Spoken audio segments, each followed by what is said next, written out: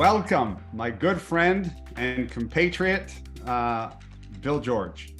And welcome, Bill, to a How conversation.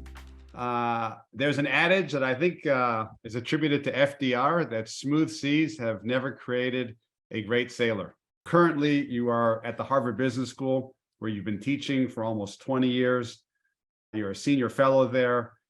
You're known, obviously, for your exemplary leadership as the CEO of Medtronic from 1991 to 2001. And we are together on the occasion of the publication of your latest important book. And I want to hold it up. You have really underlined and amplified the importance and the ever increasing importance of being animated by a true north.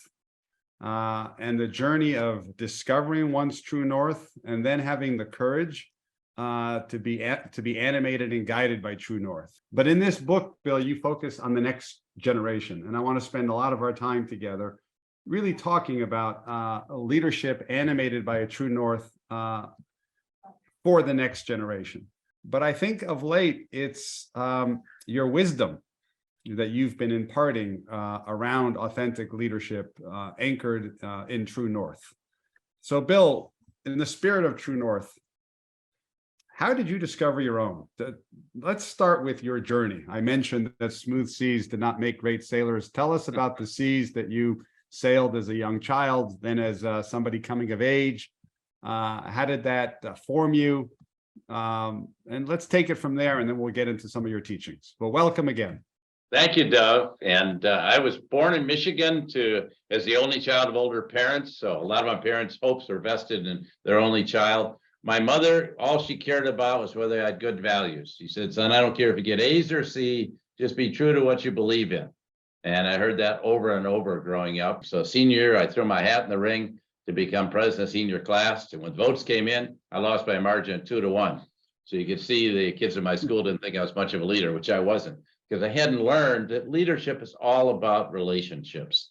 So I went off to Georgia Tech and ran for office 6 more times and lost all 6.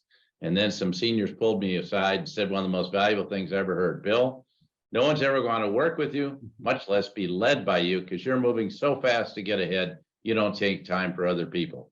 And that was very true. And so I spent a whole year trying to do my own self-help development plan, realized all the things I wasn't. I was moving too fast, like I was building a resume instead of a life. So when you pause, Bill, what questions do you ask yourself to always stay tethered to your true north? What are some of the questions and ways in which you interrogate yourself to really become sure that you're staying true? Well, let me just comment on the pause, Dov. Back in when I was about 34, 35, my wife dragged me to a transcendental meditation class. At that time, I was going 24/7. Our business was growing, and Mike was 55% a year. And, I got into this, and then they said, oh, and you're going to meditate now 20 minutes twice a day. And that became my pause. And I did it in the morning, did it in the evening. Sometimes it's a little hard to squeeze in the evening with 2 young kids at home. But the important thing is I took time to reflect and ask myself, question, what's really important that we're going to do today? What kind of leader do I want to be? And so I got focused. And frankly, my most creative ideas have come out of that. Would you call the pause and do a meditation practice? So now I've taken your idea and this idea and brought it into all my teaching for CEOs, saying you have to do this. Forget about the task list. Forget about the electronics. Just take time. How did I show up today? Was I the kind of leader I wanted to be? How did I treat other people? Did I express my values? Was I clear about this? And I think it's really a very important idea that you have to do that. Obviously, this is not what I believe, but if somebody says moral compass, the business of business is business. Just follow the law, play within the rules, don't cross lines, but just pursue business. Do what's in your business interests. How does moral compass in that, how do you square the two? Well, business is chartered by society to help society. And so when you work for an organization, first thing you need to figure out is how is this organization contributing to society? Now, this was pretty straightforward in Medtronic. When you restore someone's health, you're definitely making a contribution. But, we had the banking problems of 2008. banks actually are very important to provide the fuel in the tank for organizations to invest and grow. And so they're fulfilling if they do that role. So I think any organization needs to figure out what its moral compass is and how it's contributing. And so if you get too much just trying to make money, I can guarantee you today you'll not get the best people, they will not stay, and you will not inspire them because they're not as interested in that. They're much more interested in how they can make a difference in the world and have their own impact. And can you find that congruence between the individual and the company's purpose? You need to do that first before you start charging ahead. Why did you write a book for the next generation? That's the first part of the question. And then you dedicate an entire chapter to moral leadership and pretty much exhort the next generation to be on a path of becoming moral leaders. So why did you write it for the next generation? And why were you so explicit with the next generation that the path for them to be on is one of moral leadership? Because of the baby boomers have had their day. They've had 30 years in charge. It's been command and control leadership.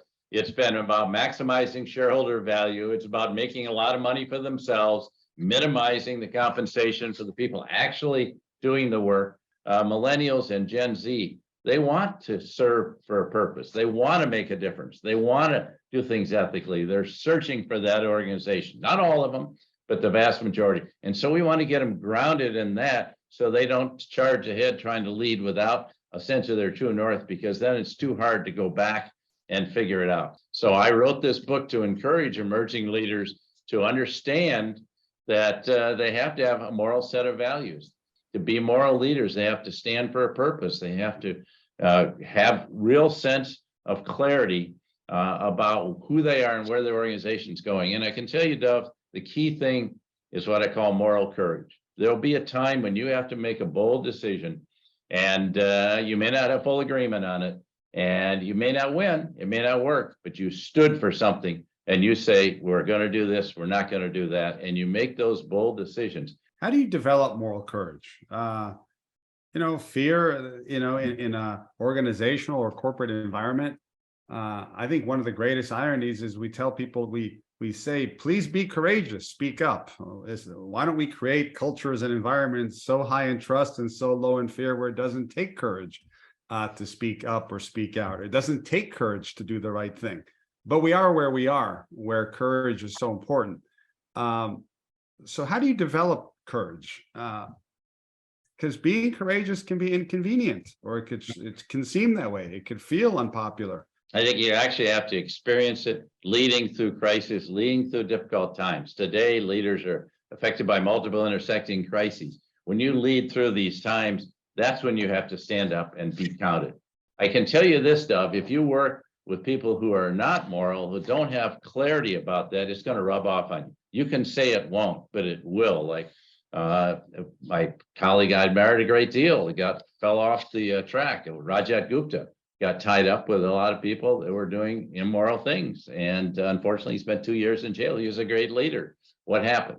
And so if you're not grounded in that, so I think you start early, you have the experiences of leading through challenging times and having the courage to speak out, and you'll get pushback. But if you don't do it, if you silence your voice, who are you? And so just having beliefs without actions is meaningless. So you said something very interesting about the next generation, that they don't need what we consider to be formal or traditional power to lead, right? So you're almost describing the next generation in new ways and coming up with a leadership playbook that doesn't leverage traditional gears and levers of power, right? You said, this is a quote on page 278, moral leaders don't require positions of power. Anyone can become a moral leader by using their voice and writing to inspire others. Elaborate on that. Well, I think some of our best leaders have no titles. They are people who speak up. And I remember Warren Bennis, when he left the president of the University of Cincinnati, he started writing. He said, Bill, I found I could do more with my voice and my writing than I could by having position power. I don't need position power. And I think too often, as I fell into that trap too, we strive for position power rather than personal power, which comes from our character. Given that there are positions of formal authority, positions with big titles, it's crucial to ensure that moral leaders are in those positions, right? It is, but it's crucial on moral leaders throughout the organization. So I spent a tremendous amount of time meeting with everyone, talking about our mission, our values, and our purpose, because I figured if we got that right. So when I go to India, I go to Korea or Poland, you really need to make sure that message gets across. These people are a long way from headquarters, and they have a lot of autonomy, and you better be darn sure that they understand it is more important to do the right thing. And, they would say to me, Mr. George, we don't pay. We're losing contracts here in India. And I said, that's right. You're going to lose one and you're going to get two more because of what we stand for, our principles, our quality, our technology, our service, but who we are. That's our brand. And if one person can take us down, I saw this in the banking field, one person can drag you down. It happened with a banker in Malaysia for Goldman Sachs, and it costs a tremendous amount. Yeah. Often, as we've seen, especially in the pandemic, we're choosing between two suboptimal choices or two painful choices. Real dilemmas we've seen between saving lives and livelihoods. What is your framework for making difficult decisions when both choices aren't all that good, and both can be painful? And how do you go about making those decisions? What's the framework you use for making those decisions? How do you enlist others into embracing a bad decision that has to be made nonetheless? Bad because it's painful or unwanted. You start with your mission and values, or your purpose and values of your organization. And if you build off of that solid base, then you've got somewhere to go. And these are difficult choices. I'll give you an example. Joaquin Duato, who is the new CEO of Johnson & Johnson, had to face this right after he took over as CEO at Johnson & Johnson in Russia. And there was a huge pressure to get out of Russia. But he said, we have a credo that says we provide life-saving drugs. So we're pulling out all of our consumer products, everything the brand names, like Band-Aids, that's all going, Tylenol, but we're going to continue providing the life-saving drugs. He got a lot of criticism for that, but he stood true. They said, that's what our credo calls on us to do. Here's the right thing to do. These are not easy choices. No one's happy making these choices, but we have to do the right thing. But if you're not grounded in that, you're going to wind up making decisions that have no grounding. We see this with Elon Musk going into Twitter right now. There's no basis for any of his decisions. And if he doesn't do that, he'll have total chaos. How do you decide what issue to engage in and what to let be?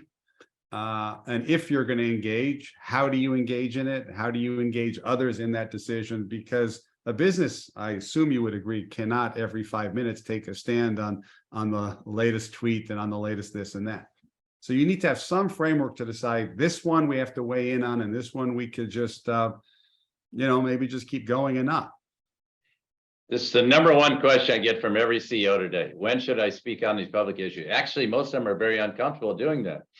But if it reads on their mission and values, they have to speak out. I'll give you a couple examples. George Floyd was murdered three miles from where I'm standing right now.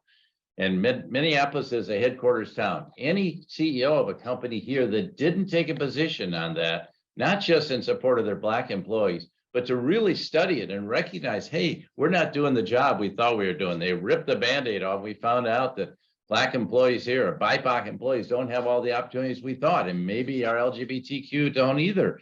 And so they not only had to take a position publicly, but they actually had to have a plan to do something about it. And that's what the CEOs in this town went to work on, because they had no legitimacy. People weren't going to believe them. Then you listen to everyone and make the call. Is this something we want to take on or not? And I think that's the key. So more CEOs and more people in charge are going to slip up. How do you get a second chance today? How do you make it right when you didn't get it right the first time? What do you, pitching a perfect game, if you will, is going to become increasingly harder. Probably more opportunities to, fix a problem that you might have created by not getting it right the first time.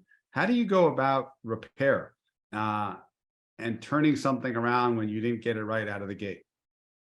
Well, you have to apologize for making a mistake. You have to own your mistakes.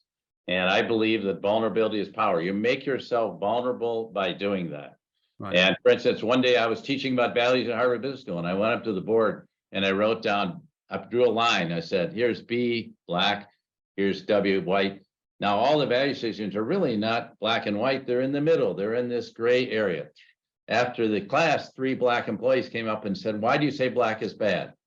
And they were taking it as a personal. And so I apologized to them. And then I wouldn't use that anymore. There are other ways to deal with right and wrong and good and bad. But, I had to learn from that experience. It had never occurred to me that they would equate what I had talking about values, black and white, as being in racial terms. But I had to understand their sensitivities. And I think the easiest thing to do, or the best, most important thing to do, is to apologize. Right.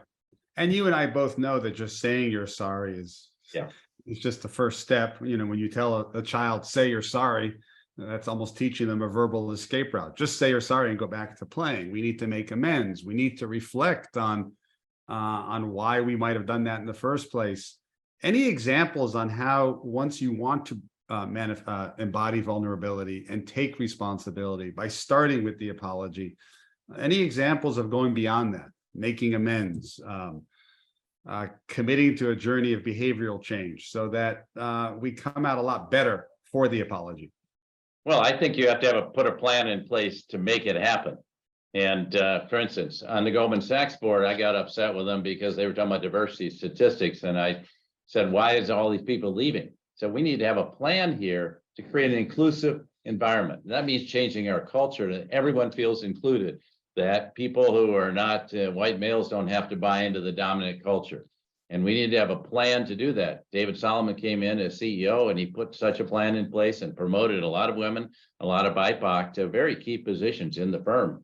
And it's really transformed the place because everyone has to have that sense of belonging and feeling fully included. If they don't, so it may mean different leaders who get it and making those calls. And sometimes I have to do that too. I have to replace someone when I make a mistake who didn't represent a moral leader with someone who is a moral leader. I'd like you to wrap up with the following. Look right into the camera, so to speak, and speak directly to the next generation, to all the individuals out there on a path. We need you as leaders to step up now and hear the call, to do so with a clarity about your moral compass, your true north of knowing who you are, and then leading with a clear sense of purpose and bringing people together around purpose and values. And when you can do that, your organization is committed to a purpose that's going to benefit our society, then you're going to be a part of leading people to make this world a better place, not just for the people on top, but for everyone. And we have to solve real problems. And I encourage you to find that real problem that you can contribute to making this world a better place. Bill, that's inspiring. And thank you. Thank you for imparting this wisdom and wisdom that you earned by how you forged your path of leadership. So thank you, Bill. Well, thank you, Doug, for your leadership and being that moral leader and bringing the House Society along in your organization to train and develop more moral leaders. That's what we need to do. We don't need more people who run spreadsheets. We need more people doing what you're doing, and I hope you'll continue on that path. We all will, and we'll do it together. Thank you, Bill. Thank you.